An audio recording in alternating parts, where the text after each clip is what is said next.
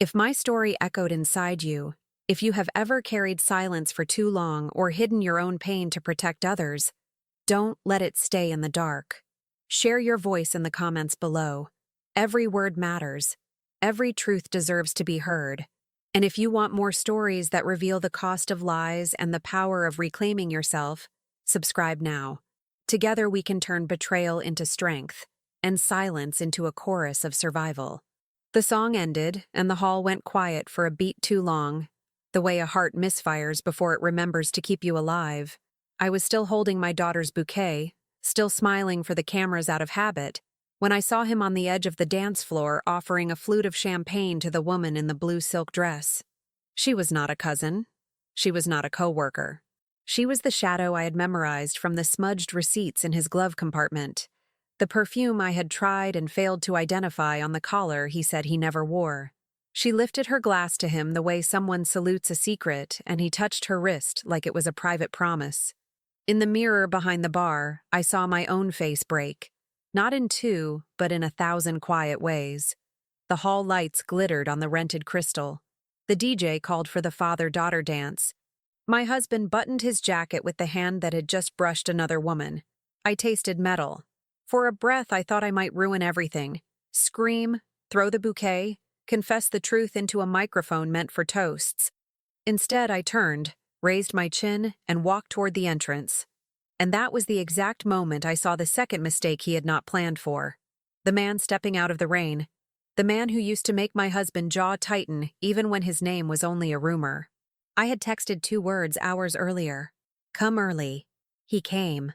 It took 3 years to build tonight and 22 years to build a marriage that could shatter inside one song. We had counted pennies at a Formica table that peeled at the corners. We had lived in a 1-bedroom off Franklin Avenue in 2008 where the rent was $950 and we still paid late twice. I worked double shifts at the bakery on Jefferson, where flour turned my hair white by noon, and he took weekend construction jobs that left his shoulders raw. When our daughter was born on a windy night in March 2005, we promised one rule. We would never make her carry our pain. We broke that rule in a dozen small ways long before the wedding. It started with silence. It grew with schedules. It ripened with those little pockets of loneliness that you tell yourself are normal because you are being responsible adults. The lies did not begin here. They only arrived dressed for a party. I noticed the first real crack in 2021. He came home late, smelling like citrus and something too warm for spring. He said the project in Yonkers ran over. His hands were clean. I asked nothing because the mortgage was due on the 1st, and our girl was visiting colleges, and I was working extra weddings for tips. That summer, I found a hotel charge on a joint card we rarely used. $238 at the Harbor Inn on a Tuesday. He called it a client dinner. He laughed that it was a mistake, that the card must have been saved on his phone from years ago.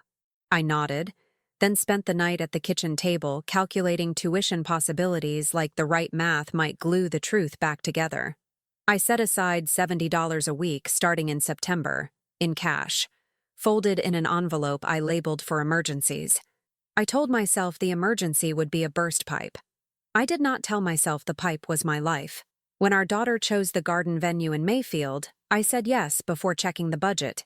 She wanted hydrangeas and twinkle lights, and a small band and a tiny dessert table with my cinnamon cookies, because those were her childhood Saturdays. The first deposit was $5,000. He wired it from the business account and kissed my forehead while the confirmation email pinged our phones. For months, we drove to fittings and tastings, and I led with my laughter the way a magician leads with a handkerchief. People see what you show them. The morning invitations arrived, I saw a name on his screen that made my stomach go cold. Marina. I told myself it was the roofing supplier, the one upstate. I told myself a lot of things that day. 2 weeks before the wedding, I found the truth in a small and stupid way. A receipt in the cup holder for a bouquet that was not mine. Not hydrangeas. Not my colors. Peonies and blue thistle wrapped with a silk ribbon that matched the dress of the woman who now lifted champagne to her lips under the chandeliers of our joy. I sat in the car outside our house for 9 minutes, counting the lines on my palms until I could breathe again. I thought about calling him and demanding the whole story. I thought about canceling everything. Instead, I made a different kind of decision that felt like a door unlocking inside a burning room. If he wanted to bring a secret into our daughter's day, I would bring the end of secrets into mine. I called the only person who had ever made him jealous. His name is Raphael. We met in 2002 when our cars both died in the same grocery store parking lot, and he helped me jump the battery. We never crossed a line. We did cross paths over the years at church picnics, at school fundraisers, at the hardware store where he still insists on fixing things himself. My husband disliked the way Raphael spoke to me like someone who remembered who I had been before I was wife and mother and scheduler of everyone else's needs. In June, when I ran into Raphael at the farmer's market, he looked at me too long and said softly that I looked tired in my bones. I told him a joke. He did not laugh. 2 weeks ago, I messaged him, "This is crazy. I need a favor." I told him he could say no. He wrote back in less than a minute. "Are you safe?" I said yes. He said then, "I am coming." The wedding began in sunlight that felt like forgiveness. The garden smelled like cut grass and sugar. Our daughter trembled when I fastened the tiny buttons on the back of her dress. She asked, like she used to when she was 5 and afraid of storms, if everything would be okay. I said the line all mothers say when they want to believe it too. Of course, people drank, people hugged. My husband held our daughter and cried for the photos, and I cannot tell you what portion of those tears belonged to pride and what portion belonged to fear. Marina arrived an hour late. She wore blue. She stood in the back during the vows. I felt her like a splinter under skin. I did not look at my husband when he slipped his handkerchief back into his pocket with the careful precision of someone who cannot allow anything to fall out. I am not proud of the pettiness that lived inside me that afternoon. I am not proud of the way I rehearsed the moment he would see Raphael and understand what I had done. I told myself this was not revenge. I told myself it was balance. In the mirror of the bridal suite, I practiced the face of a woman who has nothing to hide. The band tested a saxophone. The planner lined up the sparklers for later. The cake sat under a white cloth like an innocent secret. At 6:30, the first raindrops tapped the tent and everyone laughed because rain on a wedding day is supposed to be luck. I watched my husband text with his phone half tucked under the tablecloth. I watched his jaw shift when a message arrived. I watched the door. Raphael stepped into that yellow hallway light with his hair damp and his suit a little wrong because he had never learned how to pretend to be someone else. He looked at me the way men look at their own hands when they are about to lift something heavy. He kissed my cheek the way you bless someone who is going to war. My husband saw him before I saw my husband seeing him. There was a stillness, then the tiniest flinch, then that polite smile people wear in photographs when an unexpected guest appears. He crossed the room like a person crossing a tightrope. Marina turned her head toward the bar mirror to watch without watching. I swallowed air like it might turn into courage. There are numbers that do not leave you. 17 Christmases arranged. 2 layoffs survived. 3 months when we were down to soup and coupons. $9,000 saved by cutting every single treat. 4 times I forgave what I could not yet prove because our daughter needed her college deposit by May 1st, and the house needed a new roof, and the dog needed surgery, and I was the one who always said we would get through. There are also sentences that carve themselves into a life. He once said, joking, that I could never do anything without making it a lesson. He once said I would never leave. He once said if I ever embarrassed him in public, he would never forgive me. I said nothing then. Tonight I am learning the difference between silence and grace. In the center of the dance floor, our daughter and her father began to sway. The band softened. I watched them circle and I felt a grief so large it did not fit inside any word I know. The grief for the marriage I tried to repair with good behavior. The grief for the girl I used to be who believed love was a savings account where you never make withdrawals. The grief for the moment I was about to ruin or redeem. Raphael stood beside me and did not touch my hand. Marina lifted her glass again. My husband looked at me over our daughter's shoulder, and in that look I saw it all.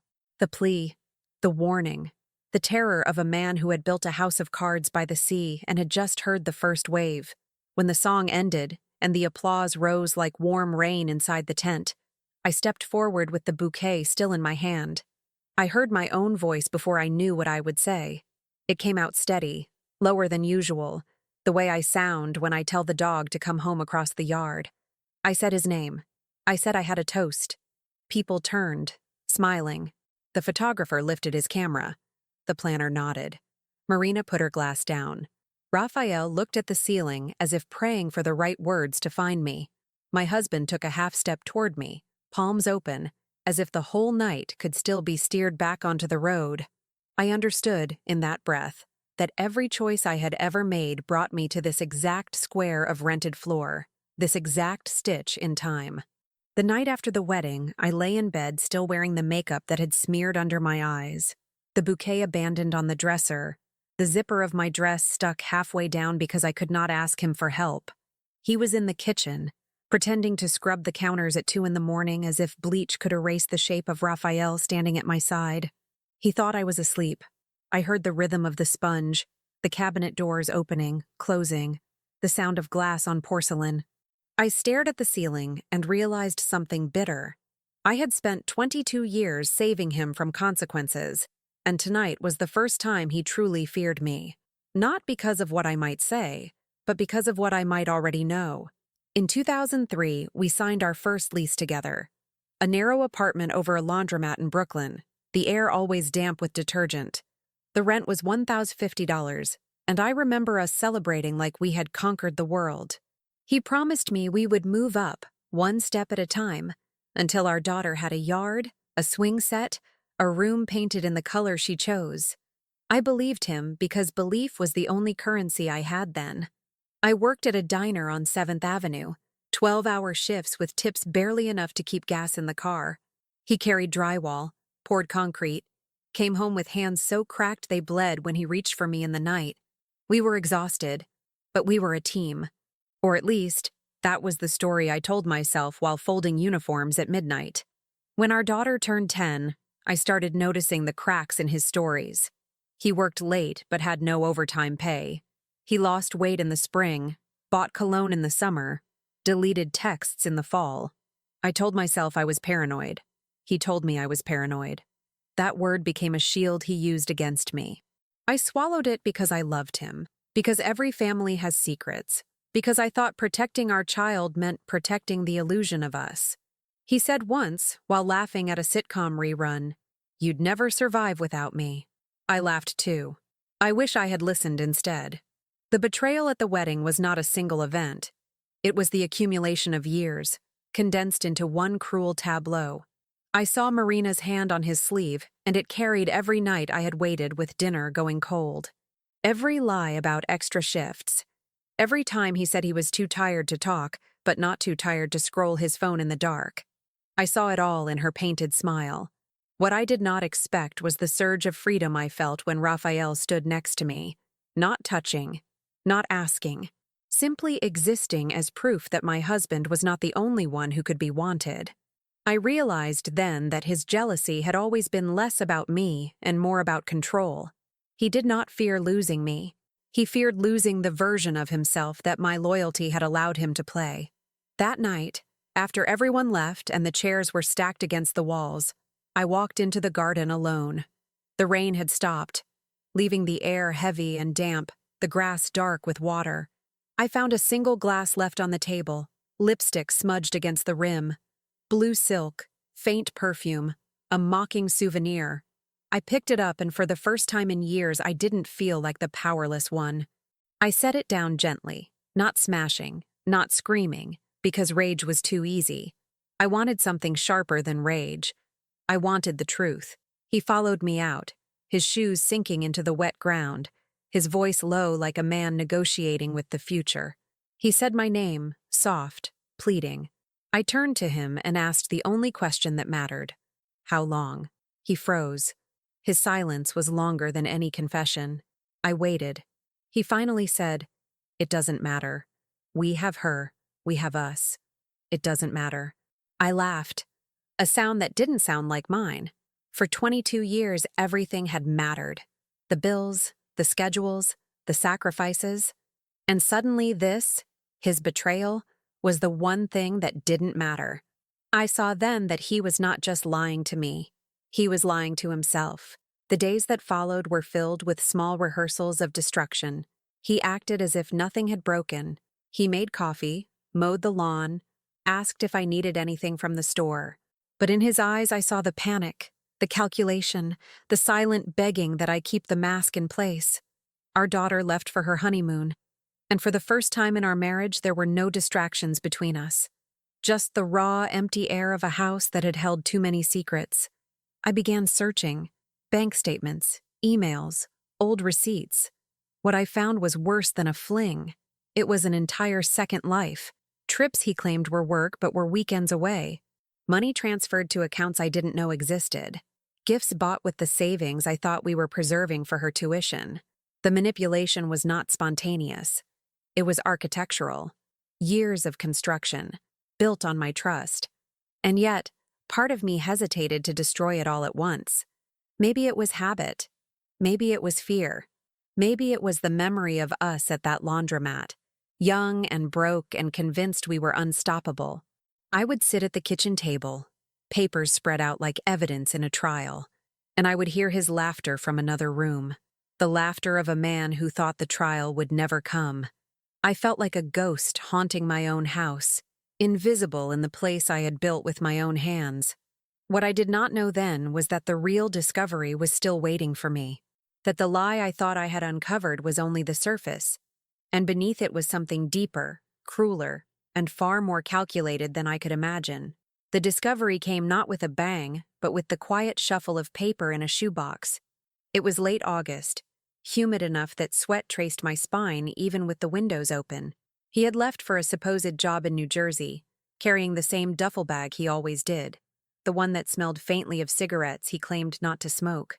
I opened the closet to grab extra sheets, and the box slid forward, almost asking to be found. Inside were folded bank statements, some older than our daughter, rubber-banded in neat stacks.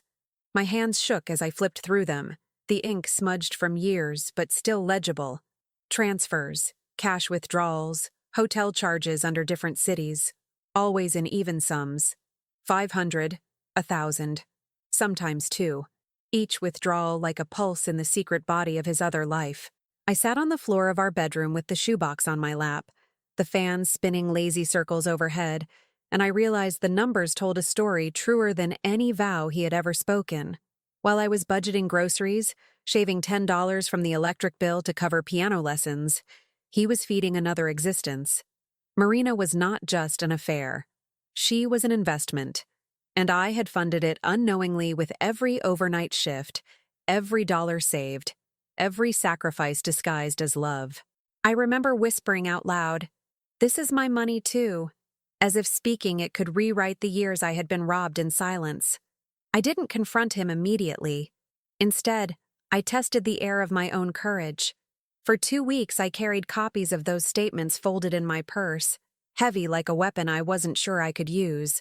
I went to work, served coffee with smiles that hurt my teeth, listened to customers complain about the wrong muffin flavor, all while the truth burned against my hip. At night I lay beside him, listening to the rhythm of his breathing, wondering if he sensed the change. Sometimes I caught him watching me in the dark, his eyes open, glinting when the streetlight filtered through the blinds. He knew something had shifted. He just didn't know how much. One evening, I tested him. I mentioned casually that I had seen an old receipt while cleaning. His shoulders stiffened, but he laughed, a hollow sound, and said, "You and your cleaning. You find ghosts where there aren't any."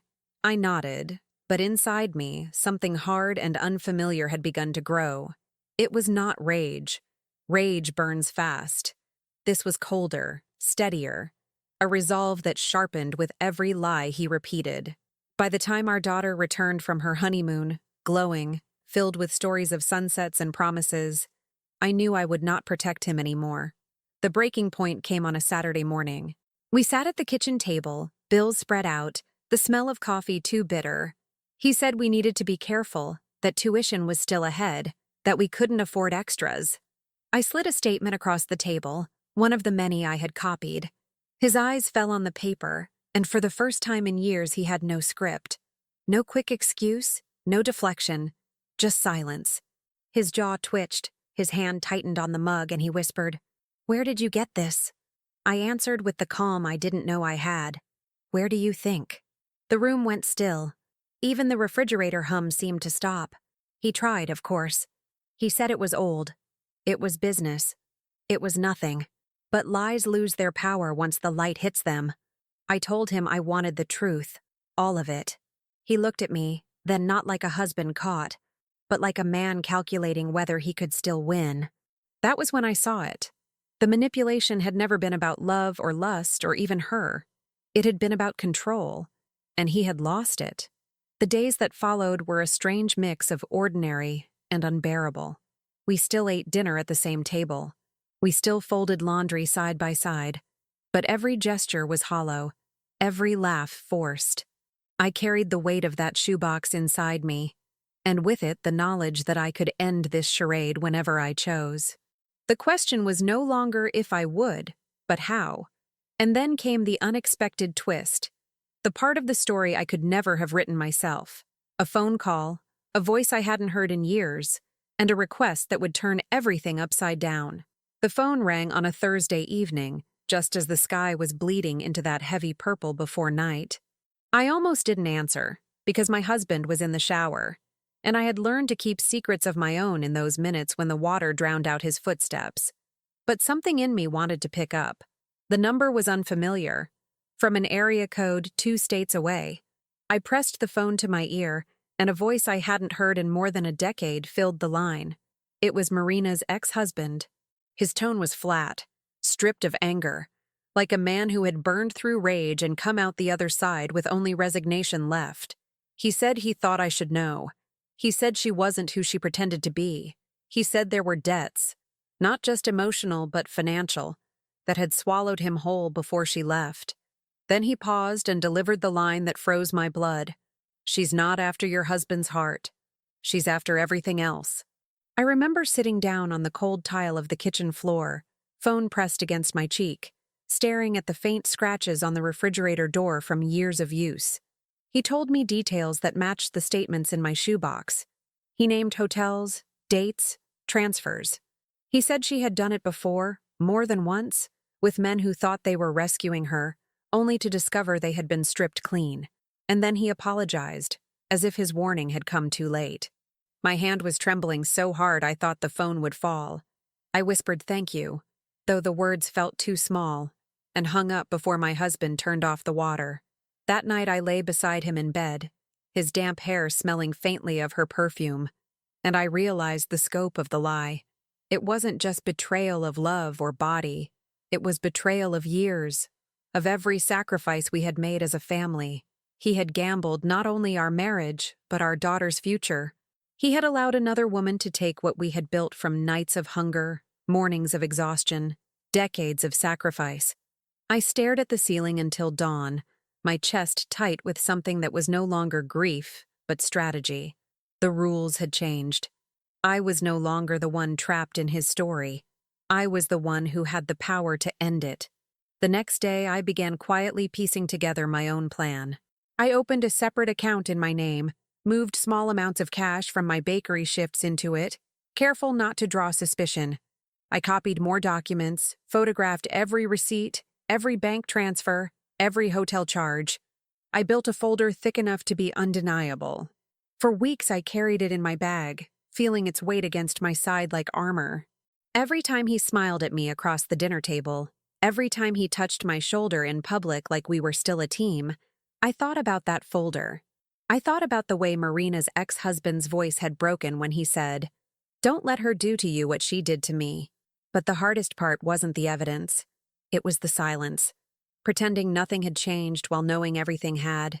My daughter called me from her honeymoon, her voice bright with happiness, and I forced my own voice to match hers. She asked if her father was doing okay. I said yes, because how could I tell her that the man who danced with her under twinkling lights had already sold pieces of her childhood behind her back? How could I destroy her faith before I had a plan strong enough to protect her? Weeks stretched into months, and with every day I held the secret, my strength grew. I became careful with my words, precise with my expressions. learning to navigate him the way you navigate a predator. Calm, calculated, waiting for the right opening. He must have sensed it. Sometimes I would catch him staring at me too long, as if he were trying to read whether I still believed his lies. He grew gentler in public, sharper in private, and always watchful. He knew I was no longer the woman who once laughed off hotel receipts and perfume. He just didn't know what I would do with that knowledge. Then came the night he asked me to make the impossible choice. He sat me down at the kitchen table, the same one where our life had been built and broken 1,000 times, and he said the business was in trouble. He needed me to take out a loan in my name, just until things smoothed over. I stared at him, the papers in front of me, and felt the full weight of the years press down. It wasn't a request. It was a test of whether I was still under his control. And in that moment, with the folder of evidence hidden in my bag, I realized I was standing on the edge of the turning point. He slid the papers across the table as though they were nothing more than grocery lists, his hand steady, his eyes fixed on mine with a false softness I had seen too many times before. The numbers were large, too large. $50,000 in my name, secured against the bakery where I worked, the house where our daughter had taken her first steps, the car I still drove to every shift. He spoke quickly, as if speed could blur the cruelty of the request. "It's just temporary. A bridge. You know how these projects go. We'll pay it back before Christmas." His words were smooth, practiced, the same tone he had once used to convince me to skip doctor's appointments, to cover bills with savings, to smile at family dinners when I wanted to scream. But something in me had changed. I picked up the pen, turned it in my hand, and studied the black line waiting for my name. For years I would have signed without question, trusting him even when trust felt like a rope tightening around my throat. This time I looked at him and saw not a partner, but an architect of my erasure. Every dollar he had siphoned into her life had been carved out of mine, out of our daughters. And now he wanted me to fund his betrayal further, to sign away the last of my dignity under the disguise of loyalty. I placed the pen down slowly and asked, "Why my name? Why not yours?" His smile faltered. He said his credit was tangled with the business, that it made more sense this way. His excuses tumbled out too quickly, the rhythm of a liar caught without rehearsal. I leaned back in my chair, and for the first time in years, I let the silence stretch between us. Silence that wasn't submission, but defiance. His jaw tightened. He said, low and sharp, "If you don't do this, we could lose everything." I almost laughed. Everything had already been lost, only he hadn't noticed yet. I stood, walked to the cabinet, and pulled down the folder I had hidden behind old cookbooks. I laid it on the table with a deliberate weight, the papers spilling out like the bones of a body long buried. Bank statements, receipts, hotel bills, photographs of transfers. His face drained of color as he stared at them, his hands frozen on the table. I said nothing at first. I let the evidence speak. I wanted him to feel what I had felt every night alone at that kitchen table, the undeniable truth pressing in, suffocating. When I finally spoke, my voice was calm, almost too calm. "You want me to sign away my life for you, but you've already signed it away for her." His mouth opened, closed. He tried to gather the pieces of charm, of excuses, but none of them fit anymore. He whispered, "It's not what you think." I cut him off. "It's exactly what I think, and worse." For the first time, I saw fear in his eyes. Not the fear of losing money, or even of losing me, but the fear of exposure, the fear of the mask being ripped away. He reached for my hand across the table, desperate, but I pulled it back before his fingers touched mine. That rejection seemed to wound him more than the evidence itself. He whispered my name like a prayer, like an apology, like a curse all at once. I left him sitting there in the kitchen, surrounded by the ruins of his lies, and walked outside into the night. The air was cool, carrying the faint scent of cut grass and smoke from a neighbor's fireplace. I felt lighter than I had in years, as though setting those papers down had lifted something from my chest. But beneath that lightness was something darker, something unresolved. Because the truth wasn't finished with me yet. There was still more hidden, something I hadn't uncovered, something that would change the shape of everything I thought I knew, and I would find it sooner than I imagined. 2 weeks later, I found the final thread of his deception, and it came not from him, not from Marina, but from our daughter. She had come home from her honeymoon, cheeks sunburned, eyes shining, carrying shells from the beach like a child returning from summer camp. She sat at the kitchen table where so much of my life had unraveled and said casually, almost innocently, "Dad wired us some money while we were gone. Said it was a wedding gift, a surprise. $5,000. She smiled, touched by his gesture, but my stomach twisted. I hadn't known. He hadn't told me. That number, 5,000, wasn't generosity. It was strategy. He had given her a gift bought with money I already knew he didn't have, money funneled through accounts I had traced back to Marina. I kept my face steady, praised the gesture, but inside, I was trembling. He was weaving her into the web of his lies, using her as both shield and distraction. The man who had already gutted our savings was now dressing himself as the generous father, the provider, the hero, and I could not, would not, allow him to tarnish her joy the way he had tarnished mine. That night I searched his office, the one he always kept locked when he was out. I had stolen the spare key months earlier, slipping it from his keychain when he wasn't looking, pressing it into a mold of wax, returning it before he noticed. My hands shook as I turned it in the lock, the sound of metal against tumblers echoing like thunder in the still house. Inside, the room smelled of paper and dust, but beneath it was something sweeter, almost sickening, her perfume. My pulse hammered as I opened drawers, sifted through files, until I found a second shoebox tucked behind blueprints. Inside were photographs. Not of me, not of us. Marina with him in restaurants, in hotels, in places he had told me were business trips. Her smile was sharp, triumphant. His eyes in those pictures looked younger, freer, as if he had shed the weight of responsibility to live a life without me. But it wasn't the photos that broke me. It was the papers beneath them. Insurance documents, signed in my absence. Policies with her name listed as beneficiary. Not mine. Not our daughter's. If anything happened to him, she would inherit what little was left of a life I had spent decades holding together. The air left my lungs. My vision blurred. It wasn't just betrayal. It was erasure. I had been replaced not only in his heart, but in the very future he had promised. I sat on the floor of that office, clutching those papers, the truth burning in my hands. For years I had believed my silence was protection, that preserving the illusion was the only way to protect our daughter. But now I saw it clearly. Silence was complicity. Every time I swallowed a doubt, every time I ignored a receipt, I had been helping him dismantle the life I thought we were building. And now, if I didn't act, I would lose not only my marriage, but my identity, my history, my place in the story I had lived and bled for. When he came home that night, humming as if the world were intact, I looked at him differently. I saw not a husband, not even a betrayer, but a man who had gambled everything and assumed I would cover the debt.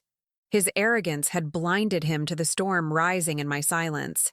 He kissed my cheek, asked about dinner, opened the fridge, all while the folder of his lies lay hidden beneath the couch cushion where I had shoved it minutes before. He didn't know yet that the rules had changed. He didn't know that I was done hiding. The next step would not be quiet. It would not be patient. It would be the strike that ended the charade. The strike came on a Sunday morning, the kind of morning that should have been filled with ordinary peace. Coffee brewing, the newspaper rustling, sunlight spilling through the blinds. Instead, I carried the folder of evidence to the kitchen table like a weapon I had finally chosen to fire. He was sitting there in his undershirt, scrolling his phone, the same casual picture of domesticity he had played for years. When I dropped the folder in front of him, the sound was sharp enough to make him flinch. He looked at it, then at me, and for the first time I saw the fear fully exposed in his eyes. I didn't raise my voice. I didn't have to. I opened the folder and spread the photographs, the statements, the policies with her name written in black ink where mine should have been. His hand twitched toward the papers, then froze, as if touching them might make the truth more real. "Explain," I said. My voice was steady, but inside, every nerve was shaking like glass about to shatter. He stammered, tried to piece together a story, but each excuse collapsed under the weight of the evidence. When silence finally swallowed his lies, I told him I was done. Done covering, done sacrificing, done protecting the image of a marriage that no longer existed. His face hardened then, the mask of fear replaced by anger. He leaned across the table, his voice low and sharp, and said, "You'll ruin everything. Do you understand? Everything we built, everything we are, you'll destroy it." I stared at him and answered with the truth he couldn't face. "You already destroyed it. I'm just the one holding the ashes." He tried another tactic then, shifting from threat to plea. He spoke of our daughter, of her happiness, of the family we could still preserve if I just let it go. But the memory of those insurance papers burned in me, the knowledge that he had already chosen to erase me long before I uncovered the lie. I told him I wasn't protecting him anymore. I was protecting myself and her. That afternoon, I made 2 phone calls. The first was to a lawyer, recommended quietly by a woman at the bakery who had walked her own road through betrayal. The second was to Raphael. I told him I didn't need saving, but I did need strength. He listened without interruption, his silence more comforting than any promise. When I hung up, I felt lighter, though the road ahead was still uncertain.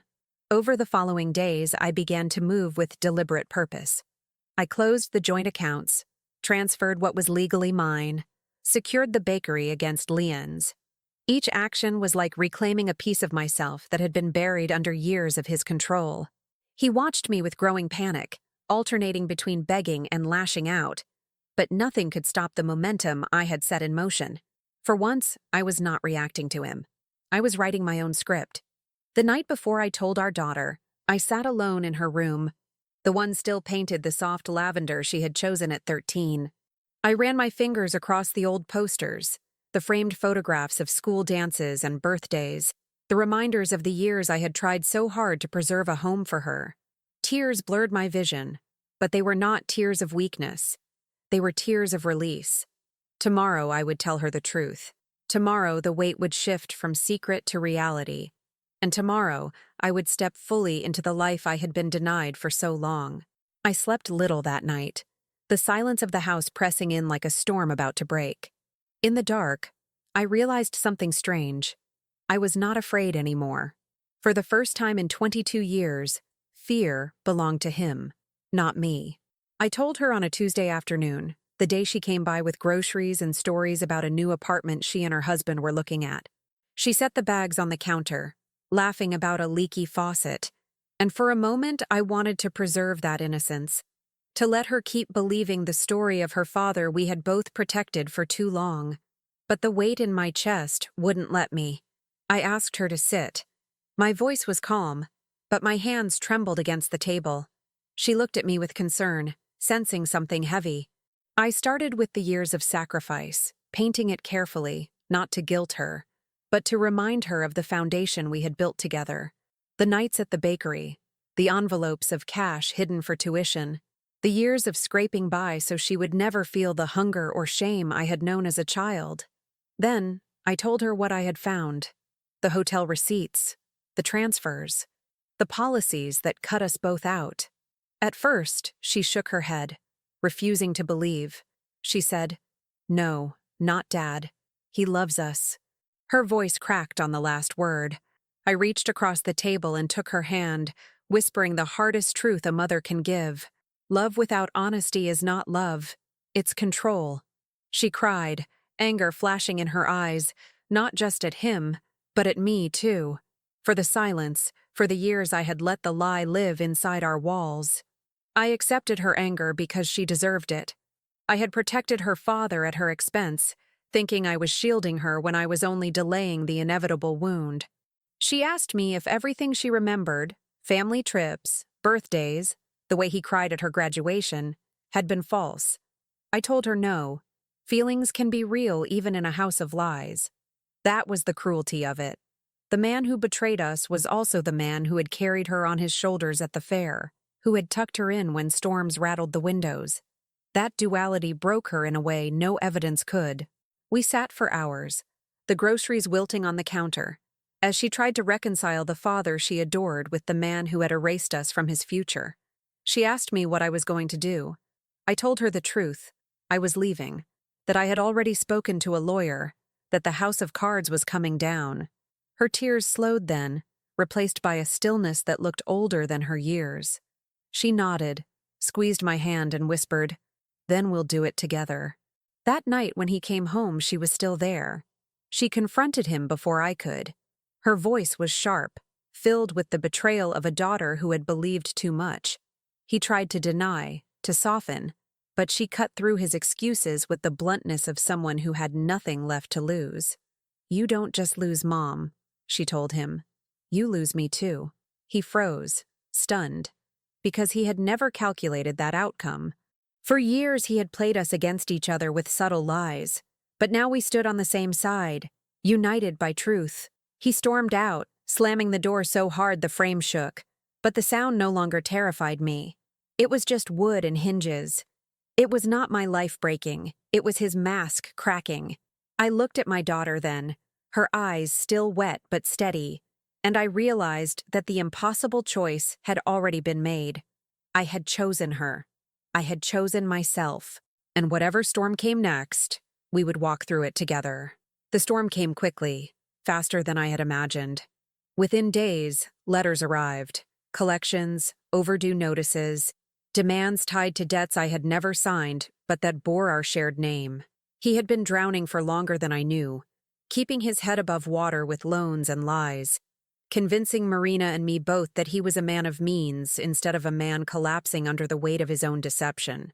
The house I had scrubbed, the meals I had cooked, the nights I had worked to keep the lights on, they were all collateral he had been willing to sacrifice without my consent. I remember standing at the mailbox, the paper trembling in my hands, the neighborhood kids riding their bikes down the street, laughter echoing, so normal, while my world tilted. My daughter came outside, saw my face, and took the envelope from me. She read silently, jaw tightening, and then she whispered, "We'll figure it out." That moment steadied me. For years I had carried the burden alone, believing silence was protection. Now the truth was out, and though it hurt, it was no longer mine to bear by myself. When he returned that evening, I confronted him with the letters. His rage was volcanic, accusations hurled like knives, his voice booming through the walls. He said I had betrayed him, that I had turned our daughter against him, that everything was my fault. But behind the fury, I saw it. The crack of desperation, the knowledge that his empire of lies was collapsing, not because I had destroyed it, but because it had been built on nothing. I didn't shout back. I simply handed him the papers and said, "These aren't mine anymore. They're yours." He left again, slamming the door, but this time he didn't come back for 2 nights. The silence in the house was eerie, but it wasn't frightening. My daughter stayed with me, cooking simple meals, sharing quiet conversations, rebuilding the kind of closeness we hadn't had since she was a child. We laughed in the kitchen, softly at first, then louder, like reclaiming sound itself. I realized then that the absence of his shadow didn't leave emptiness. It created space. On the 3rd night he returned, not with apologies, not with explanations, but with a threat. He said if I pursued divorce, if I took him to court, he would make sure I ended up with nothing. His voice was low, venomous, as if he still believed he could intimidate me into silence. I looked at him and felt nothing. Not fear, not anger, just a strange kind of pity, because in that moment I knew he had already lost. Not just me, not just our daughter, but the image of himself he had spent decades performing. He was a man stripped bare, exposed, and the only weapon left to him was noise. I told him I wasn't afraid anymore, that I would see him in court, and that I had every piece of evidence I needed. His face twisted, torn between rage and disbelief. He spat words I won't repeat, words meant to wound, but they slid off me like water. because the truth was stronger than his venom now. I had carried his lies too long. They belonged to him again, and I was finally free. The next morning, I packed a suitcase with my essentials: clothes, documents, photographs that mattered. My daughter hugged me, tears hot against my neck, but her grip was steady. She whispered, "This isn't an ending, Mom. It's the beginning." And I believed her. The morning I left, the sky was pale and gray, the kind of sky that promises neither storm nor sun, only the quiet of transition. I carried my suitcase down the steps of the house we had once called ours, every creak of the wood beneath my feet sounding like a farewell. My daughter stood by the car, her eyes swollen from crying but fierce in their resolve. She didn't try to stop me, didn't beg me to reconsider. She knew, as I did, that this was not abandonment, it was survival. I took one last look at the windows, the rooms that had held both joy and agony, and I whispered to myself, this is not my prison anymore. For years, I had mistaken endurance for love, silence for protection, sacrifice for loyalty. I had given my youth, my strength, my dreams to a man who built a life on the foundation of lies. And yet, walking away, I felt no shame. I felt the weight of 22 years sliding off my shoulders, leaving space for something I had almost forgotten existed: myself. The weeks that followed were filled with paperwork, lawyers, negotiations that sliced through the remnants of our life like a knife through old cloth. He tried every tactic: pleas, threats, promises, but none of them reached me anymore. The mask had fallen, and what remained was a hollow man clinging to illusions. I no longer felt the need to answer his questions, to soothe his ego, to carry his failures as my own. I was not his keeper. I was not his savior. There were nights when the loneliness pressed in, when I lay awake in a small rented room and wondered if I had made a mistake. But then I would think of the shoeboxes, the policies, the photographs of a woman who wore my sacrifices like jewels, and I knew I had chosen life over shadows. My daughter's voice on the phone steadied me each time, her laughter proof that truth had set us both free. She told me she was proud, and those words were worth more than any promise he had ever given. One evening, months later, I found myself standing in front of a mirror, really looking at my reflection for the first time in years. The lines on my face were deeper, carved by sorrow, but my eyes held something they hadn't in a long time: clarity. I realized I wasn't broken. I was seasoned, forged in fire, shaped by betrayal but not defined by it. The scars were mine, but so was the strength. Raphael called sometimes, his voice warm, steady, never demanding. He reminded me gently that there was a world beyond betrayal, a life not measured in sacrifices and secrets.